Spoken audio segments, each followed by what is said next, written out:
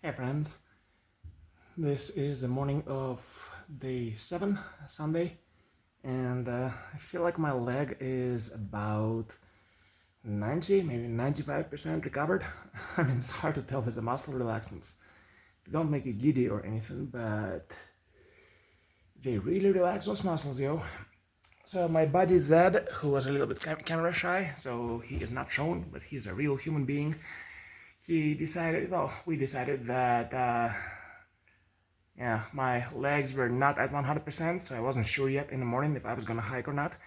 And he is in way better shape, and I didn't want to, hobble him by having him hike just 15 miles a day too.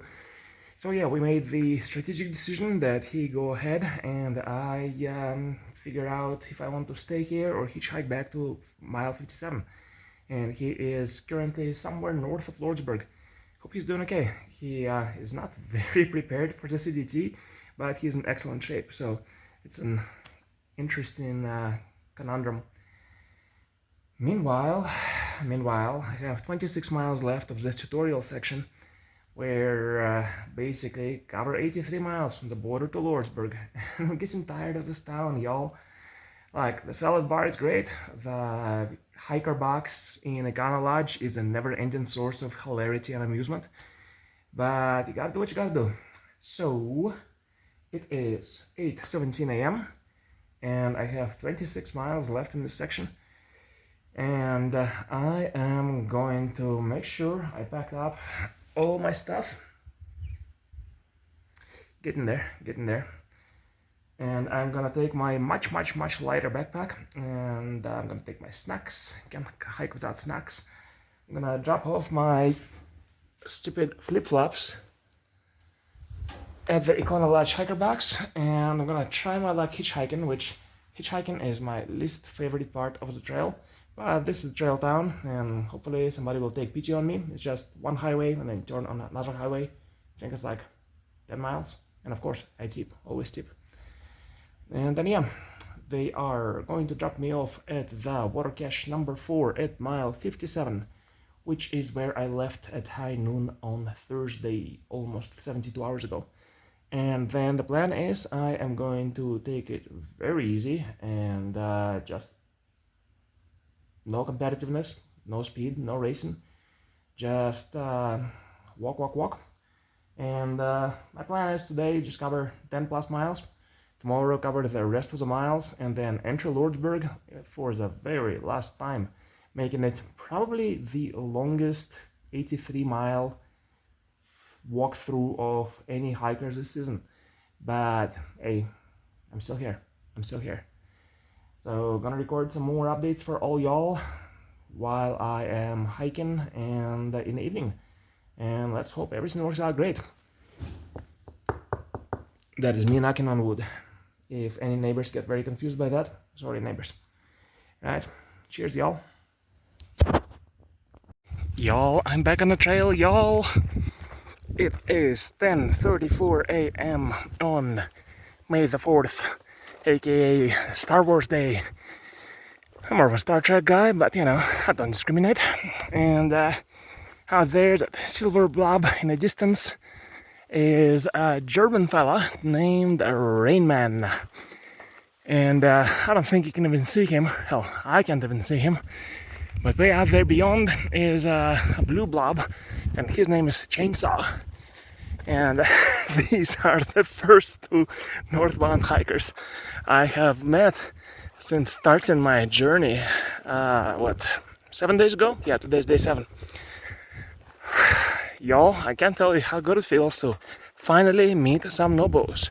I thought I was cursed. I didn't really think that, but the possibility weighed more and more heavily in my mind. And I'm back on trail, and it feels amazing, and my legs are holding up so far. My pack is much lighter. I mean, obviously because I'm carrying only 1.5 days of food instead of 5 days of food. It helps. And this is the scenery on mile 57.3. And I'm gonna take another shot later on when it looks even more impressive. Oh yeah, this is great view. This is mile 58.9, May 4th, 7th day of my hike. Enjoy.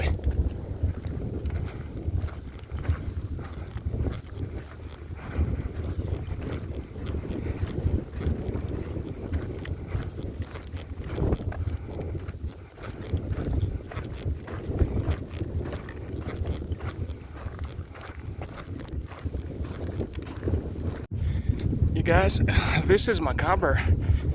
I was walking up to it and wondering if this is what I think it is, and this is what I think it is. Something, I imagine a cow died here, and folks arranged the bones in some kind of formation. I think it's supposed to be cod, C-O-C. Yeah, sorry, C-O-T. It has no significance to me. But, wow, there is some wild west macabre. Very, very macabre. Poor cow. And hey, check this out. This is another skull. You know, you see your first cow skull hanging off a post, and you're like, whoa, that's a cow skull, man. And then you see a second, and you go like, whoa, a cow skull. And then you see like your fourth skull, and you're like, okay, cool. Skull, cow, hi. Yeah, so now we know it takes about 5 cow skulls to get desensitized to this kind of Wild West decoration. Macabre and very well wasty, yep. But hope to see some skull variety. Not human ones, but, you know, candy skulls, piñata skulls. Make it fun. Come on. I dare you, trail. I double dog dare you. Okay, this is just me being a bit of a geek and nerding out about textures and the artsy things of nature. But check this out. This is the dry mud landscape where the cows walk around and poop. But it's so dry and it's so like three-dimensional and scaly almost. There's probably a better, cooler word for it, more fitting. But this is so cool. You zoom in on it and you have no idea what you're looking at. Hell yeah. This is so rare. So very, very rare. Behold a tree. And now behold the landscape around it. Do you see anything unusual? Because I see a distinct lack of trees or any kind of shade. And this is so rare. So if you ever decide to do CDT, keep in mind this priceless piece of information that a much wiser and more experienced hiker gave me when I first started. There's only gonna be like 3 places with shade every single day, and you gotta stop and appreciate every single last one of them, even if it's surrounded by a bunch of cow poop. But hey, free fuel. So yeah, it is 12:38 p.m, mile roughly 62, and I am gonna have myself a little lunch. I have no idea what's going on with this plant, but it's funny. This is not an optical illusion, this is seriously 2 dead plants and 2 live plants just growing out of this palm thingy. And wow, and the one over here is similar, so as is the one over there. This guy, I guess it's some kind of a natural life cycle. It looks weird as hell. I have no idea what this is, but it's funny. This is beautiful. Very, very, very windy, but beautiful. The biome is changing. Like right here where I'm standing, it's changing from just the dead desert to these fun little green shrubs. That's ahead of me, and that's behind. You see all the brown stuff? Yeah, those are just dry brown shrubs on the gravel. This is awesome green stuff. I don't know how well you can see this, but this is cool. fluffy green grass. It's not as cool as walking on a PCT path surrounded by an explosion of wildflowers in every single imaginable color. This is cool. Look, it's yellow and fluffy, and I'm way too excited about seeing any kind of real vegetation after all this walking. Oh, this is so cool. Okay, so I got some real good news, bad news situation here. Good news, it's not very hot and the sun is not very scorching. Bad news, it's because of these not very friendly looking rain-like clouds that are converging on my location. Good news, there's a whole bunch of really cool, dusty whirlwind things, whatever they are. Here, I am actually burning up my battery to activate the zoom feature. And I'm not actually sure you can see them, but take my word for it, they are everywhere. Good news is that I think one of them is about to approach me, or I'm about to walk right into it. So, desert rain and lower sandstorms. They're going to cancel each other out. But this is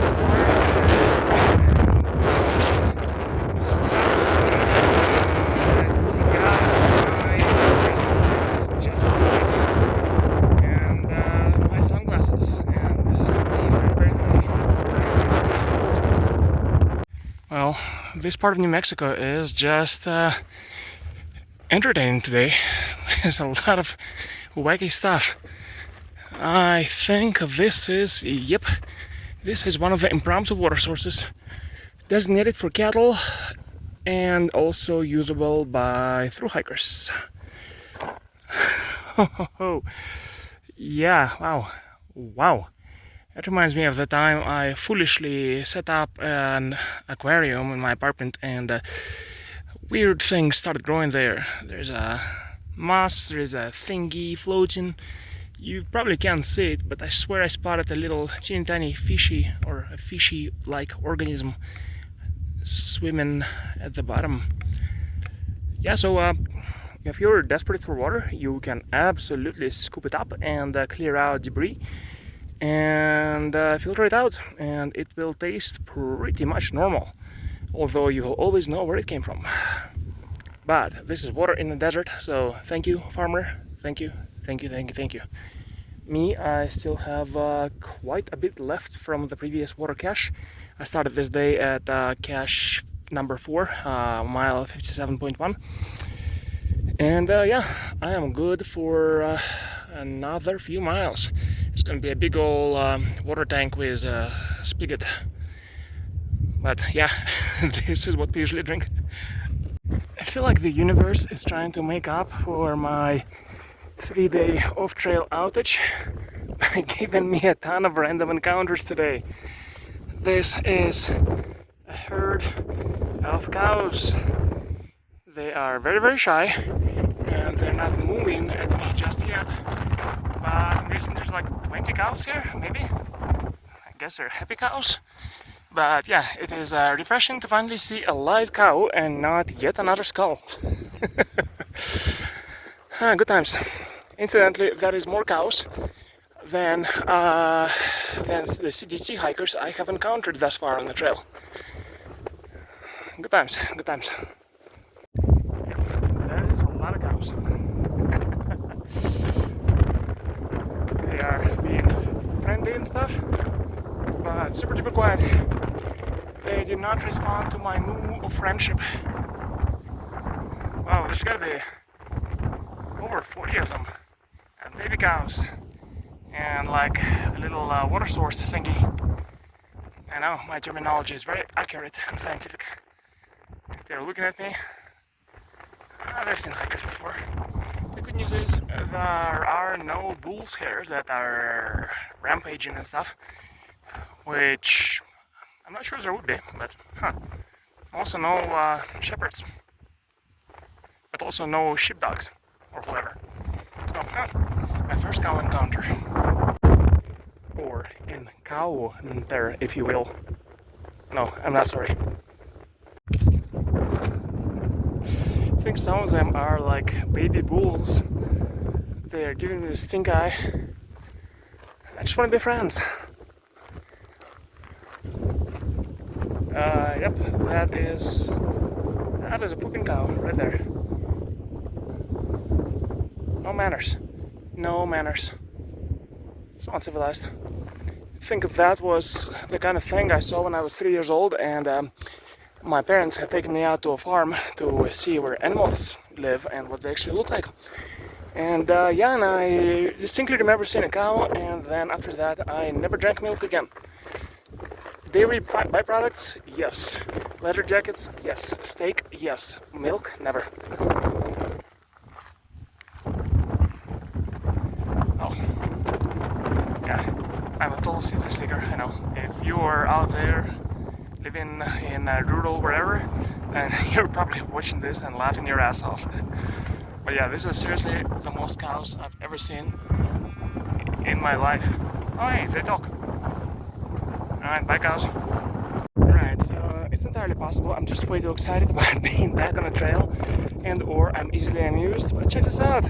Well, I'm going to moonwalk back and try not to fall down.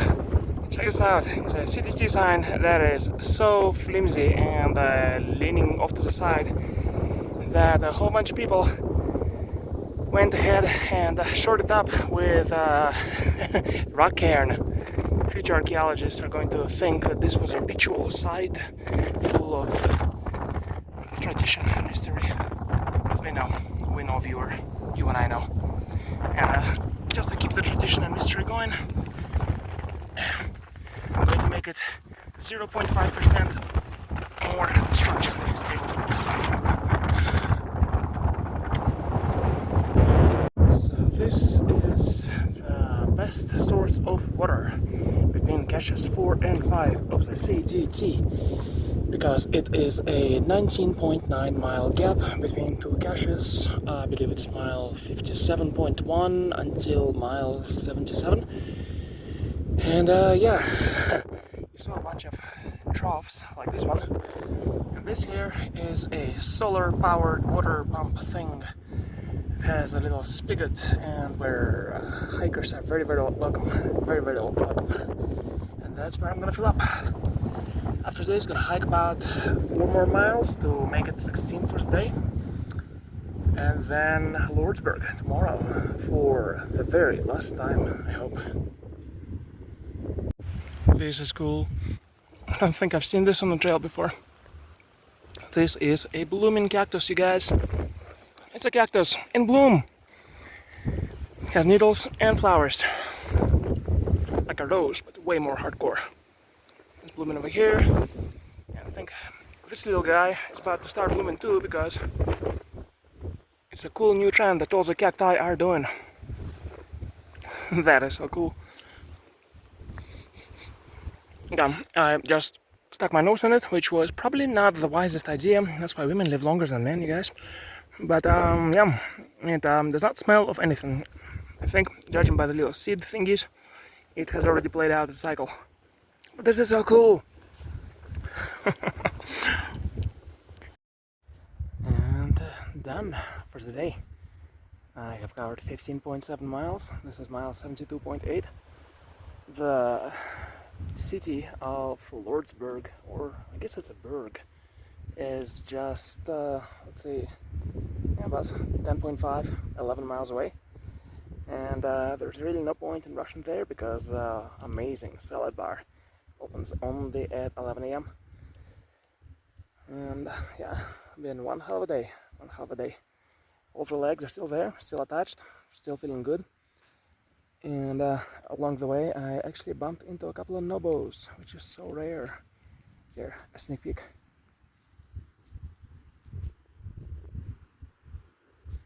Oh, not sure how much you guys can see, but yeah, that is Rain Man in Bent and Chainsaw, who got the trail name because he snores a lot under the tree. So that is why I am here on the opposite side.